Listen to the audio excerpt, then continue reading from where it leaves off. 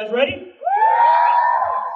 Without further ado, I give you Carolina Ravassa, Dr. Space, Johnny Cruz, Jen Cone, Charlotte Chung, and Paul Nakauchi. Give a round of applause, ladies and gentlemen. And he's got a dog. Ladies and gentlemen, his dog on the stage. Everybody, look at the cute one. Amazing! I love the pillow! Hi guys, yeah, you got pillows with your faces on it. What do you feel about that? Cute. Oh my God. This is adorable. It's amazing and creepy at the same Now time. you can drool on yourself. Johnny, let's switch later. Oh, no. I should switch. Hey, Lucio. Let's You made switch. it when you have a pillow with your face on it. Sorry, Gaku. Well guys, how are you enjoying your time in Vegas so far? You enjoying the Level Up Expo? Oh, it's great. Everyone is so nice. Thank you all for being here. Thank you all for coming out. So I want to start off with a little icebreaker question, if you will. Being that we are in Vegas, we're a city that likes to party. And on the topic of party, in a hypothetical situation, all right, we live in a reality where your characters come to life in this fantastical way. Do you think you would, one, get along with that character, and two, be down to party with that character, and why? What would you guys do? Could you repeat the question? In an imaginary world, if you could party with the character that you portray, would you want to do that? And do you think it'd be a good time? Absolutely. Summer Yes. would be the bomb. She loves tequila. We'd go dancing. Absolutely. Yeah. I would party with Sombra. You guys would party with her too, don't say you wouldn't. I mean, I think Lucio would be the party king, you know, and he would be hosting the party. Probably. Everybody would be coming to the party. It would be the party of the century. You can't come now. Only full humans. I think Farah would fly in, have a vodka soda, and go home. I don't think she'd stay out very late. I don't think so. Hunter would be the bomb. He would be offering sake shots, dude. Hey, suck it. I think Diva would want to party with Lucio. Oh, okay. Yeah! I am not. Oh, yes! I'm just saying because he's fun, and I mean Diva's obviously fun, but I would probably be saying his lines or something and being like, "Can't stop, won't stop." That was good. Well, right? yeah, very good. Very good. Wait, I want to Sombra try would- one of your lines in your voice though. What's Please. your favorite one right now? Can't stop, won't stop. Oh my God, Yeah, what are you that's guys' so favorite lines? Do you guys have any Wait, we favorite don't lines? know if Genji would go partying. We gotta listen to that one. I don't think he's allowed to drink. He'll malfunction. Yeah, he's gonna stop moving. How does that work? Yeah. He's gonna stop moving. He It's said. a cybernetic body. It's like, Oh, right. He'll malfunction. yeah, exactly. Charlotte, I have a question for you. Let's Yes. start with you. What's up? Is it true that you got hired/recruited while you were 5 years old on an airplane? Was that the first time you ever started your acting career? Yes. That's when they started to How did that happen? look for the character Diva. So this was only 15 years ago, obviously. Oh, why are you laughing? I wasn't. I was discovered on an airplane when I was 5 years old. That's pretty but, interesting. Yeah. What were you doing? But what was I doing? You were discovered. So I was flying to Japan to see my family in Japan, and then it was at the time when there were airplane seats that were also facing each other. That was really interesting. It wasn't all facing one direction, and so a talent agent was sitting in front of me and my mom, and she was like staring at me, and I remember that, and she just asked her at the very end of the airplane ride, would you like to pursue, In commercials? being in would you like to come to Hollywood and become, be in the movies and stuff? And my mom was at the time studying for a PhD and was like, I don't have time for that. And so I missed my shot at the time. But everything happens for a reason. I think that, that's something that I always live by. And so I was technically discovered at 5, but I didn't pursue it until after college. Well, Yeah. Still cool. Oh, Still cool. thanks. Johnny, you have a musical improv team, right? Called Power Up. Is that correct? Yes. Can you talk to us a little about that? So I've been doing improv for many years, and it's one of the things I would say if you want to be an actor, if you just want to get better at being okay with life, take improv, because there's nothing scarier than getting on a stage with nothing and entertaining an audience. It really just teaches you that everything's always going to be okay. And so I started to do that to just, for my acting, and then I found a couple of guys that we just gelled well, and we took a musical improv class, and we just fell in love with just making up musicals. It's basically a structure of, you find a hero song, you find a villain song, and you tell a story in like 20 minutes, and super fun.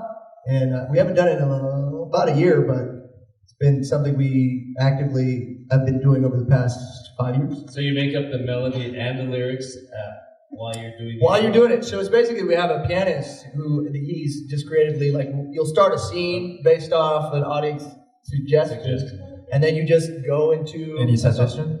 Give us Do it. example. Do it.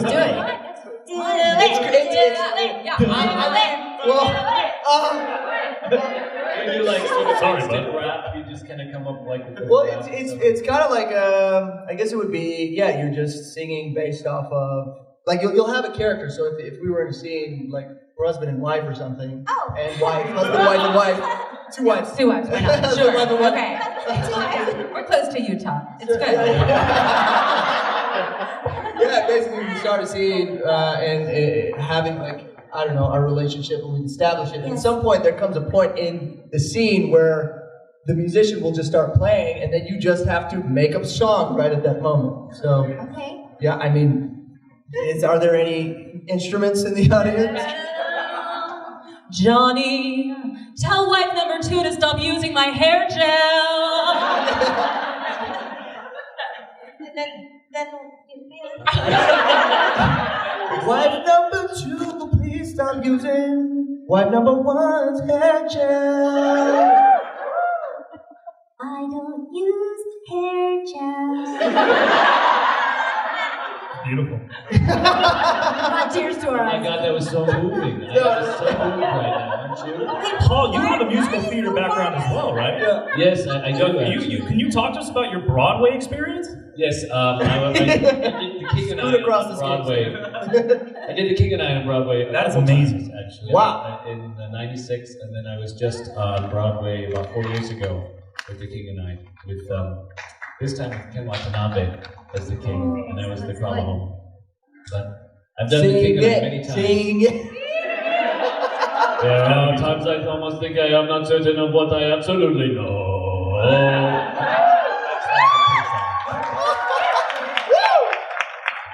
Zenyatta got married a year ago, Fiochin, with his wife Jess Rao, and you sang the most beautiful song to them. Just in time, I found you just in time. Yes. That's right. I remember seeing that. I'd be like, dang, Paul can sing. Very jealous. Any plans on going back to Broadway? Is that still interest you? You know, it's funny because I that was my third Broadway show. So I mean, you know, who knows? Maybe there'll be a fourth one in my future. I don't know. You just never know in this biz. You know? Did you love performing that much? Or because you perform like every day, right? 8 shows a week. 8 shows a week. 8 shows a week. Singing 8 shows a week. Singing. Like what? Well, yeah. You know, it's like yeah. That's what being in show business is. You know, Yeah. going on stage. You know, yeah, the show goes on whether you feel good or not, or whether you're getting a divorce or whatever. You still have to go and do your show. Wow. Yeah. I'm impressed. Clearly, all of you are very multifaceted entertainers, right? You guys do a whole bunch of things. Besides voiceover work, do you have any other genuine loves as far as entertainment goes? Is there anything that you connect with, maybe even more than voiceover work? Is there things that you like to do on the side that maybe not everybody knows about? Talk to us about that. Rollerblading. Really? I actually do rollerblade. Not as entertainment, but I like it. I do too. We should go blading. I'm like a big blader. Let's like do old it. school. I Me know. too. I know. Okay, done. I keep But we appearing won't in entertain. LA. Shut up. I swear on my life. I'm doing it. Okay. We Done. just discovered something, guys. Yes, we did. And Lucio needs to come along. Sorry, that was not. Side note, we're just conversing. Go to town, people, with your multifaceted lives. I mean, Jen, you were very into fashion, obviously. You're like. I have a strange and diverse career. While being an actor and voice actor, I also have had this like fashion strain that has gone all through, and I've worked as a buyer for a store, and I worked as a consultant, and I had a podcast and website and consultancy called Fashion Dilettante, and would travel internationally to fashion weeks and trend scout and do reports and then advise clients on it. And I'm putting it together, guys, which has been so exciting. I started a live stream called Hey, It's Jen Cohn on Twitch, and I am bringing fashion content to my Twitch audience and bringing like indie designers. So all of my Twitch audience can have access to indie designers from all around the world. So it's this beautiful marrying of both streams. It's cool. Have you guys seen her shoes? Look at those things. Yeah. Those are awesome. Show them off. Give us a show. Look at these things. Good Lord. I'm Walk gonna out my front. face. It's Yes. terrible. And the flavors. skirt. I love And the this jacket. one. Give us a Thank- twirl. Oh wait, dude. So Turn of around. course I had so much fun packing for Vegas because I get to wear Manilow. Looks like we made it. I did. I made it. You Thank made you. it. Thank you. Tell, Yeah. tell the story about your Ridiculous. handbag. Oh. So anyway, guys, so then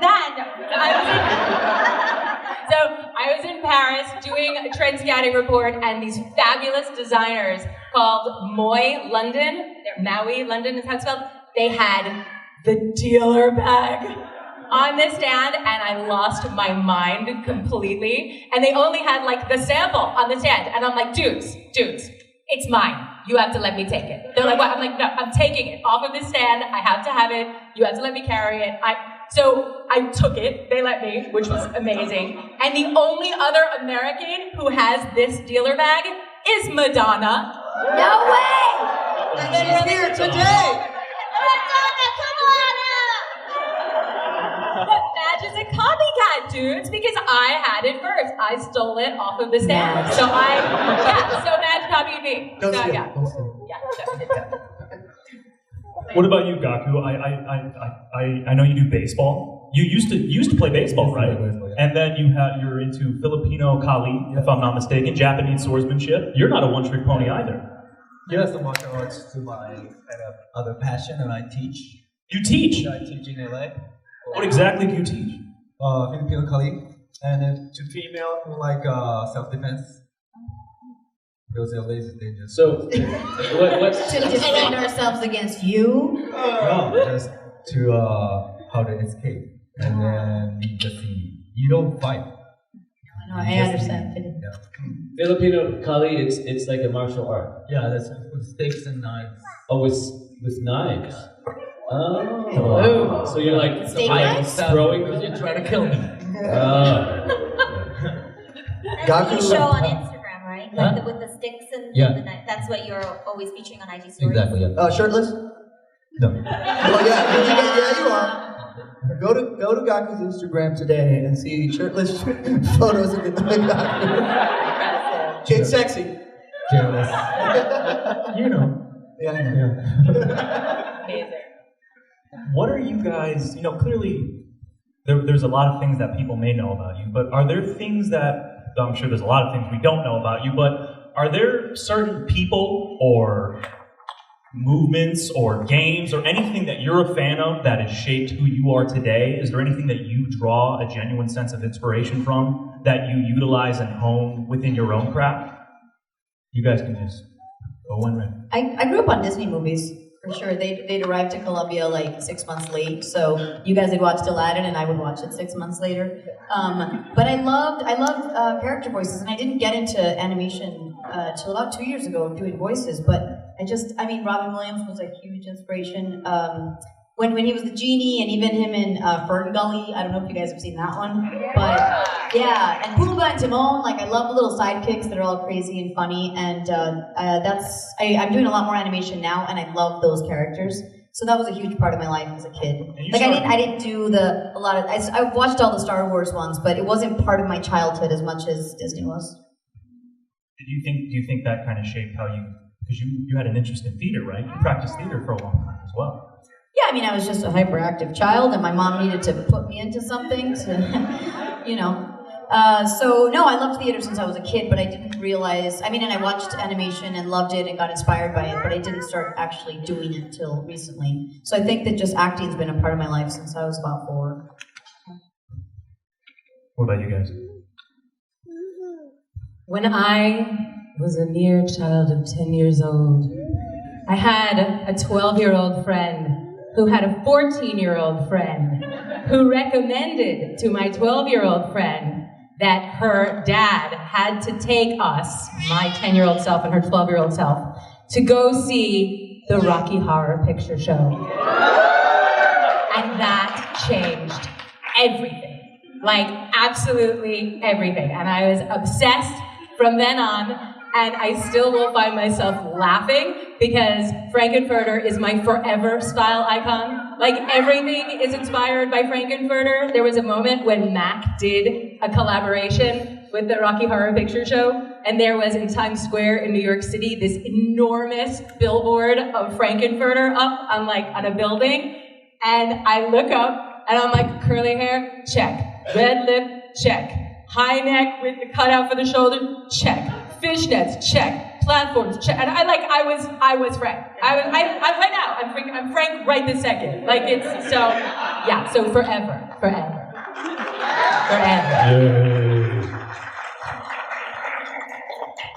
Anybody else? Are there people in the audience that want to be actors or voice actors or anything like that? Raise your hand if you do. I know we get a lot of questions about how to break into it and whatnot, and I guess my story is what's so funny? What's going on? What is going on? Over here, Agaku raised his hand because he wants to be He wants to know. You want to know how to break into it? So I guess I think that we all have different inspirations from which we pulled in our childhood, growing up. But I guess what I wanted to share was sort of the stories of I don't want to call them failures, but growing up, I was in 2 plays. One was The Jungle Book in 5th grade, and the other one was Beauty and the Beast, right? Were you Mowgli? What was it? Were you Mowgli? I wish I was Mowgli. I'd have to be topless for that, but that's not even possible in 5th grade. Ow! 5th grade? I don't know, guys. What kind of audience is this? And I ended up getting cast as one of the village women. It's Village Woman number 4, and I went out for Village Woman. It's not even a character in the actual movie. Female village people? Yes, and they literally just go like this with their baskets. I don't even think I had a line. And then I think I was like a broomstick, but not the actual broomstick in Beauty and the Beast. And I guess why I'm sharing this is I think when you watch us, it looks like we have it all down and we've made it and everything. And yeah, a lot of us have worked really hard to get to where we are, but I was a village woman. That's not even in the movie, and I was a broomstick or whatever. I don't even remember, And so just wherever you guys are in your careers or in your aspirations or whatever, just know that there's always somewhere to start. And all the people who ended up being Mowgli and the other main characters in the show, they're not, or in the play, they're not even they end up not pursuing acting. So I just wanted to just encourage you guys, whatever you're doing, and if we are your inspirations, know that we also came from many of us came from humble beginnings, and you can get there too. So that's what I wanted to share.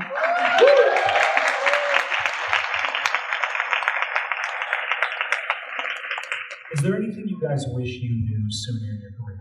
If there was some mentor figure that you can say, listen, Div, you need to know this going in what you're doing when you're going into this craft. Is there something you wish you knew sooner rather than later? Get used to hearing the word no. Absolutely, that's the first thing. You have to learn how to be okay with no. No is a reality of life. And once you're impervious to no, and once your self-worth and your self-esteem is not dependent on yeses, and that those yeses and nos don't affect your sense of yourself. The sooner you figure that out, the better off you are, the better an artist you are, the more successful you will be, the stronger you will be as a person and as an artist. I agree with that. For sure. Self-worth, I think to kind of piggyback on what Jen is talking about, I think it's really important to embrace yourself and to know that you're enough. It's so easy, like as a performer, to go into an audition or to meet producers or whatever it is and think, oh my God, what are they looking for? Like, what do they want me to be? And I really want this role, but really to be yourself and to be okay with that and to come to terms with accepting yourself is like, I think the biggest hurdle of it all. So as a performer, learn to get rejected, be a professional reject, and learn to accept yourself. Oh, look at that! Yeah, you rejected us and Check that next time. Yes. It's perfect. Yes. Yeah. And also find other things that you love in life and make sure that it's not just about whatever you're pursuing and let that define, if you didn't get that job at Starbucks today and then you go out for another job and they also said no. It's like there are other things in life. Of course, we need to pay bills, but surround yourself with people who care about you and that when you're feeling down, you can reach out to them and they can comfort you. Find things you love to do outside of what defines your career. I go rollerblading, guys. It makes me really happy. Yeah, it's important to know that you are who you are and not what you do. And I think that's a really important differentiation to know all the time. Because I think as actors and people in show business, we often think that we're just as good as what our last film was, or our last movie, or our last job was. But you are just so much more than that. You always have to remember that. Wow, encapsulating what Paul is saying, what Charlotte's saying, what Caro is saying, and what I said. There's a very famous stage actress named Cherry Jones. She's this amazing character actress, and when she goes and speaks to acting students around the country, her advice, her diehard advice like this, is always that you should never confuse your self-worth with your success or lack of success in your career. And that goes up or down. Like that who you are and what your worth is has nothing to do with whether you're riding high or you're really low. But it's like what everyone just said. But it's an ongoing struggle. You have to tell yourself that every day. Yeah. Because as much as you want to think that, we get used to rejection, when you get rejected, it's still hard. So, you have to just get up every day, look yourself in the mirror and say, okay, it's showtime, and then, go off, to quote from All That Jazz, or Shire. Despite any awards or fame or notoriety, do you guys have any personal accomplishments that really make you proud of yourself that maybe we don't know about? I moved from Tokyo to LA with nothing. I couldn't speak English at all. All I had is a piece of paper, acting school's address on it. I jumped in at LX, jumped on the cab, and showed the paper. That's all I could say. And I have no money, and I knew no one, and I didn't have any experience. But I moved to LA to be an actor. And then Yeah, baby! I didn't have money to pay tuition, so I was cleaning acting school's bathrooms every day for 3 years to pay tuition.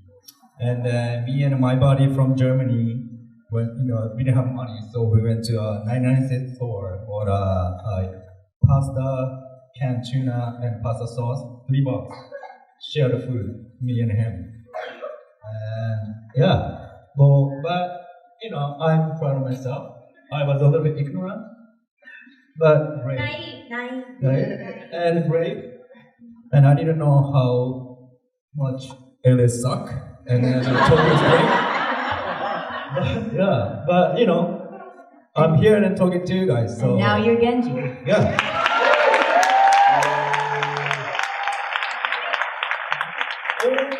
Anything I've been through all those years, then I never lost. It's believing in myself. I always thought, I can make it. And then my goal is to open the doors for Asian actors from Asia Because they have a language barrier, cultural differences, but we can still do it. So that's my goal. Yeah.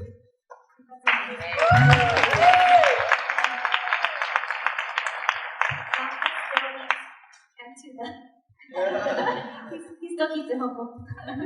What about the rest of you? Any personal achievements that you're really proud of? Well, I mean, I have a YouTube channel that some of you have seen, and if you haven't, check it out. Right now, there's a lot of Overwatch content on it, but it started off as my little personal web series that I shot with an iPhone, and I edited on my iMovie with just me and a $10 tripod I bought, and I borrowed wigs from a bunch of friends, and I just set out to do something that I wanted to do myself. And I didn't think it was going to be funny. I just said, I'm going to tell my stories, and I'm going to act all the characters so that I don't bother my actor friends who are trying to book jobs with, oh, I can't pay you, or asking a DP to do something when I couldn't pay them. So basically, I started a web series making fun of myself because I'd been told for 8 years in New York that I was too white to play Hispanic and too exotic, whatever that means, to play Caucasian. And it was starting to kill me. I remember crying on 6th Avenue and 23rd Street after my manager for the 75th time, honey, they loved you, you just didn't look Italian enough. And I was like, oh, who am I? I don't look like anything. It was just like, it was really like, oh my God, like they always loved my acting, but I didn't look like what they wanted. And that's why I love voice acting, because I can sound like a million things.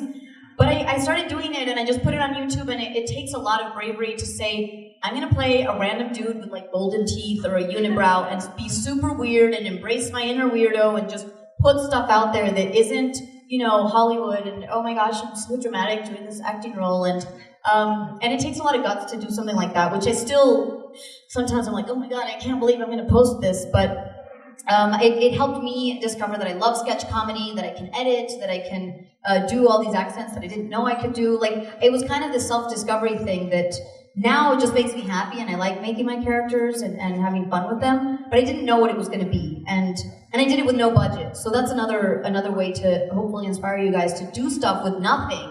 Because nowadays, for the most part, we all have some sort of smartphone, right? Or we have a friend who can help us do it. And I feel like if you guys want to do art or film or animation, there are ways to do it with very little money or none at all, and just put it out there. And you never know who's going to watch it in 5 years or 2 years. And Michael Chu, the writer of our game, of the characters, I asked him, I said, you cast Sombra after just 8 lines of me in an audition. I didn't even have a callback. And he goes, oh no, I watched your whole web series. I knew you could do what we wanted. And I was like, but you don't know who's watching your stuff. You know what I mean? And that for me has been such a big learning experience. Like, put stuff out there that you're proud of, even if it's not perfectly lit or the sound isn't great, because you never know who's going to come across it and then go, oh, she's the one we need for something. Do you guys know that? Like, I didn't know that. That's really crazy. That, like, Sombra came from his voice acting. I don't know what it came from, but, you know. Yeah, okay, but that's part of yeah, that he didn't say, oh, she might not be able to hack it. But he did say, no, we knew you had the voice quality, we knew you had the training, we knew you could. What? I have a question. I missed it.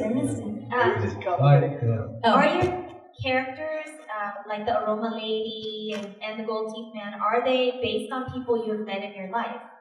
Sometimes they're hodgepodges of people, but yeah. They are. Right? Oh, absolutely. Yeah. So meeting anybody we talk to is an inspiration for something, you know? And I mean, you guys, and we get inspired all the time for something you're doing or how you're pursuing something. It really is, we're as people in life, we end up being a mix of everything that we're exposed to, you know?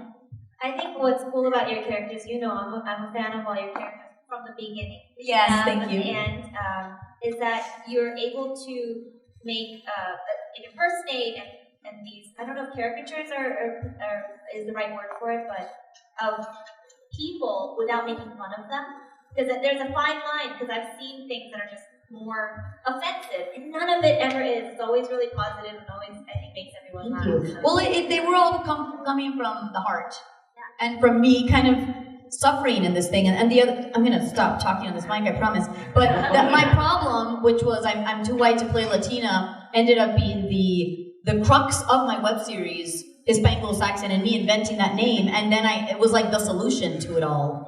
So you guys, we think our problem is the biggest thing, and then that might turn around and be how you solve it. So. Can you tell us your YouTube?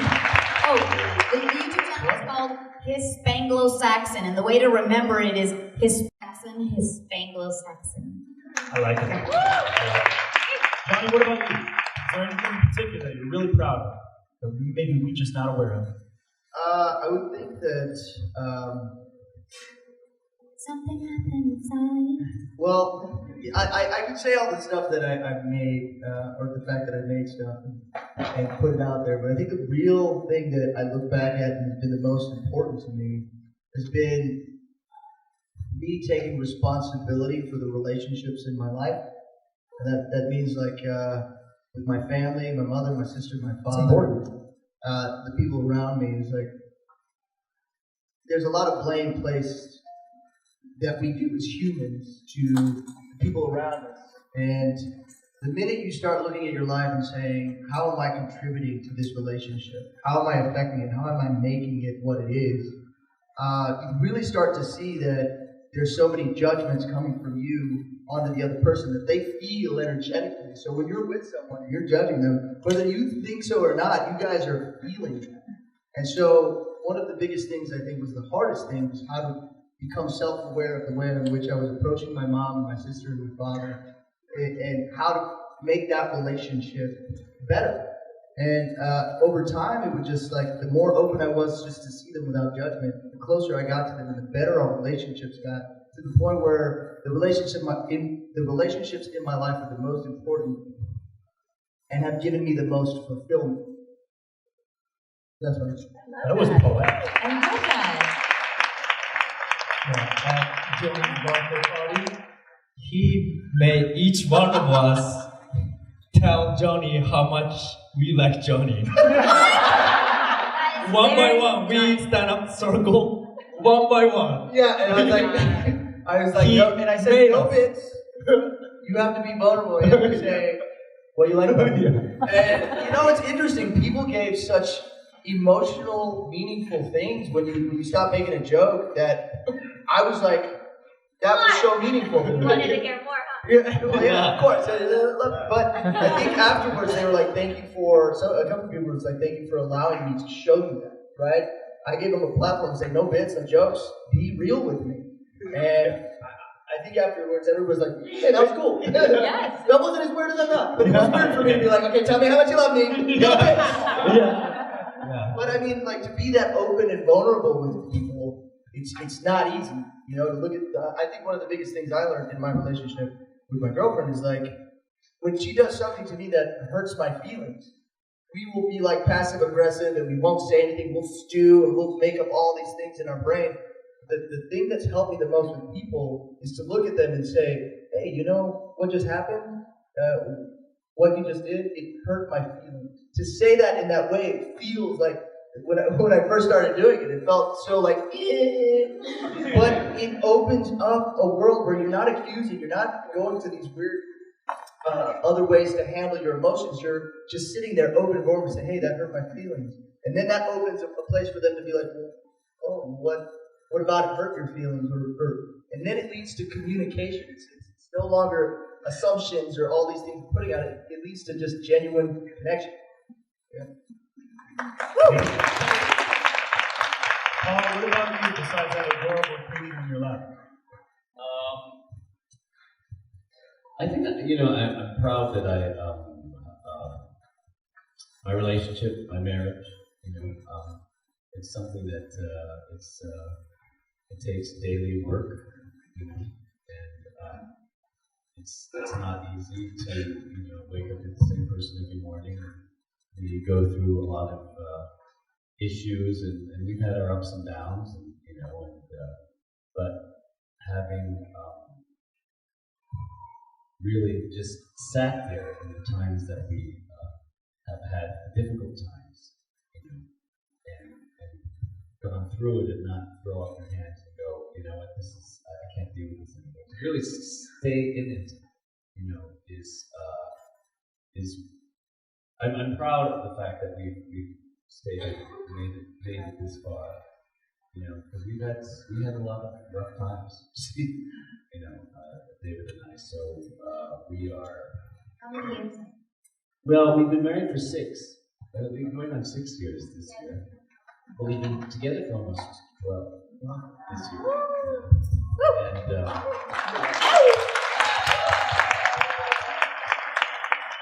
And we've had some rough times, boy.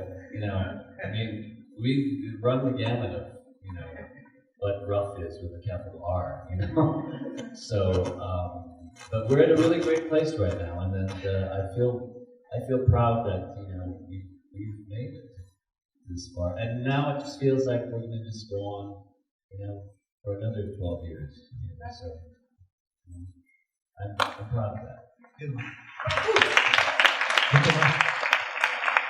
Alright, so let's talk Overwatch. Can I answer this Wait, question? yeah. I'm sitting here waiting. What am I, chopped liver? This is terrible. I'm not doing this to her. Sure, An accomplishment that I am very proud of, that I have a feeling none of you guys know about, is that I am a fried chicken eating champion. You participated in a tournament? I don't know if any of you guys listen to Pop Culture Happy Hour. Know Stephen Thompson from NPR Pop Culture Happy Hour. Do you know this? Does anyone know this? Does no one know this? Oh my god, okay. My friend Stephen, every year for the last 20 years, I think, has hosted on the Super Bowl this epic fried chicken eating contest. And this has traveled with him. He was with The Onion years ago, and so it was in Wisconsin, and then he moved to DC for NPR, and it's moved with him. And I am the only ever female winner of the fried chicken eating contest. Yeah. Yes, I have a trophy to prove it, and it says eat till your back hurts. And I am very proud. So you guys probably don't know that. So how much chicken did you have to eat? It's a point system.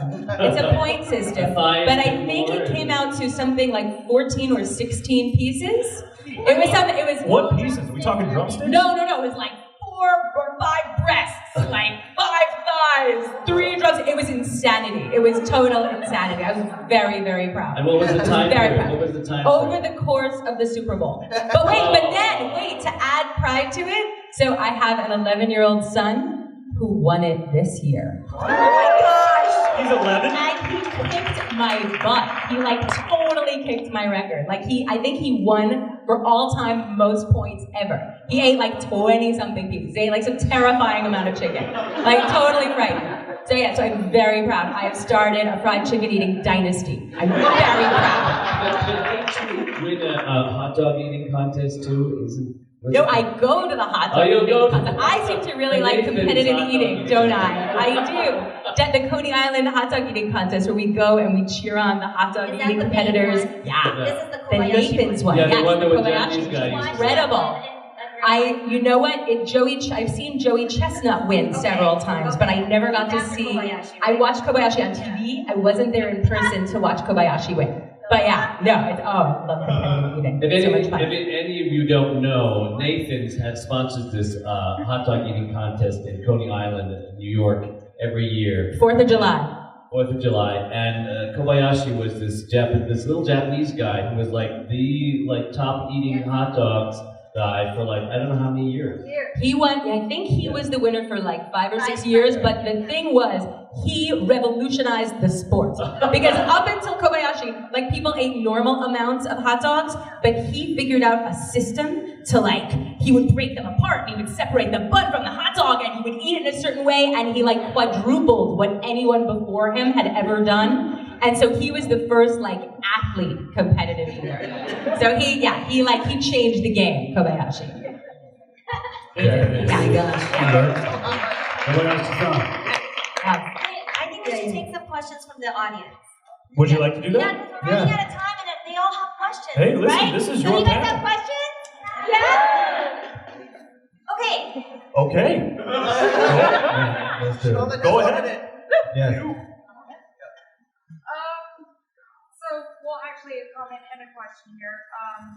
Comment is, Paul, I know you're a great voice actor, but I hate fighting Hanzo in the game. For some Me too. reason. I'm just stop! No, I played Hanzo for the first time. You were there, Jen, when we were in Utah. I was there in Utah. And I had actually never played him until we were at a Utah convention together, and I really sucked. And they gave me this consolation prize, it's like, we know you really suck, but you're the voice actor, so we're going to give you a prize. So I completely sympathize with you because, I couldn't play him at all. Yeah. Paul won MVP, and there was a whole presentation ceremony and everything. So he's downplaying it. He was amazing. He was such a good sport. Yeah. He was so good. Yeah, so, no, it's not your fault, but I'm just like, please stop. Also, this is kind of a fandom question here, but who would actually win in a fight, Genji or Hanzo? Because Hanzo never gets Fight now! Fight!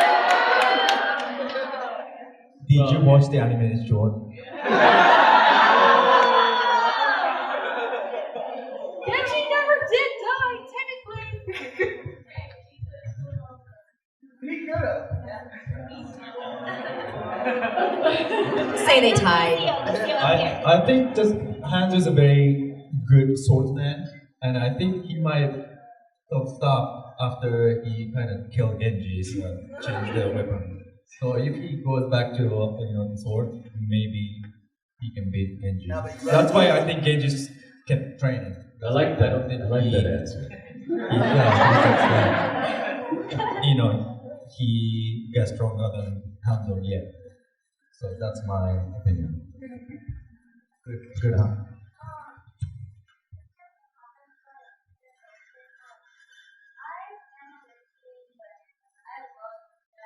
Derek.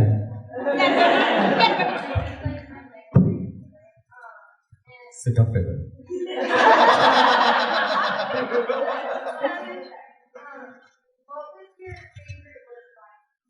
Mine?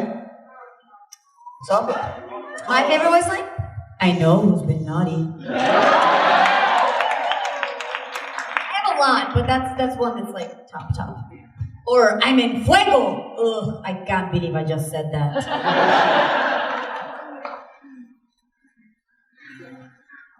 there with the keys. Yeah, you.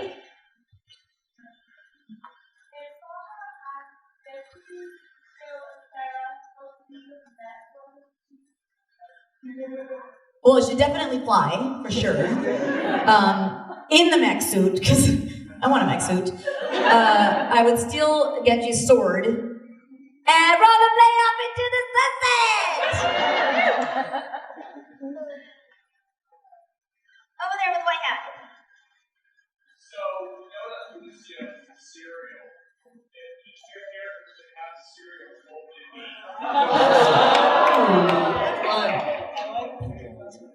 Shoot. Well, I want Sombra to have her own eyeshadow line because, sorry, I don't want a cereal. Eyeshadow, Sombra means shadow if you didn't know that. And in Spanish, when we say I'm going to put on eyeshadow, I say I'm going to put on sombra. So I need my purple, smoky, dark gray stuff. So let's just skip the cereal and go to the eyeshadow. I want protein cereal. Let's call the high protein.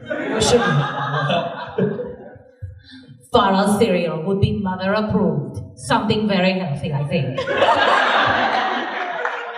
I go the opposite. In real life, some of my favorite cereals, my husband, he eats all the healthy stuff. I will go and get Cocoa Puffs. I will get Cinnamon Toast Crunch.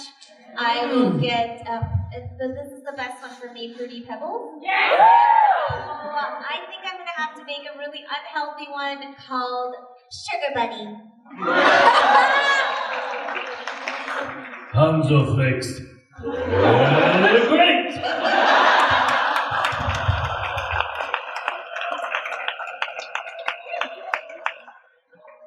I feel like Charlotte's been pointing Okay, at I'll the do it. people. Okay, Yeah. Reaper at the front. So go with the hot dog thing. Out of all your characters, who would win a hot dog eating contest? Not Sombra. I don't think I can eat. I would win a taco contest. Oh, taco contest? Yeah, Sombra would win a taco contest, but not a hot dog. I just needed Lucio that. would. Yeah, I With the hot dog. You're healthy. Yeah, you wouldn't do that. For the lulls, yeah. You totally would. Yeah, for sure. On my cheat day. Okay, alright, that's it. You win. Red hair.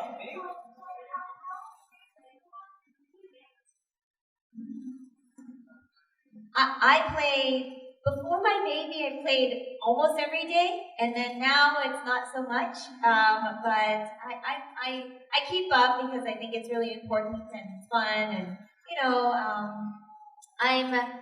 I'm personally really excited for Hero Pool that's coming up, and I think that that's going to be changing things up for the teams, personally, especially because, it's going to give opportunities for the players to be able to try out other, I know it's a little bit forced, but to try out all the other characters and whatnot too, and so that's something that I'm personally looking forward to. I know you guys are also probably curious about Overwatch 2, which is obviously in the works. Woo!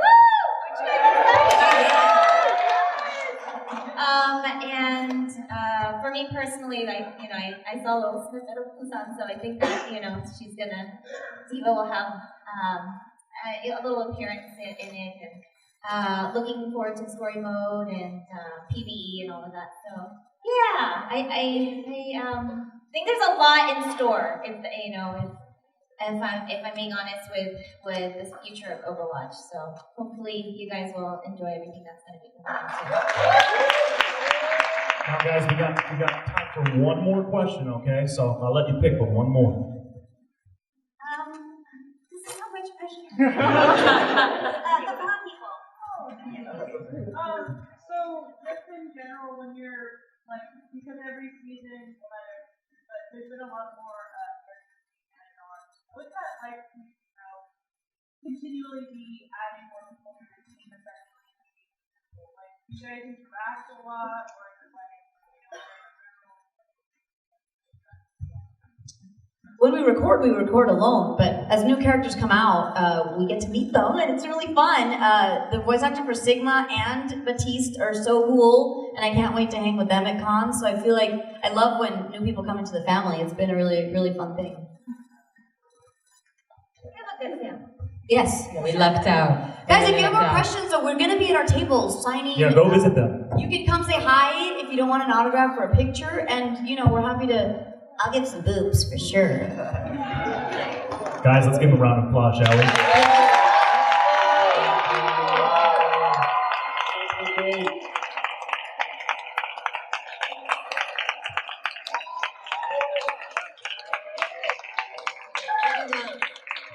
Thank you, gang.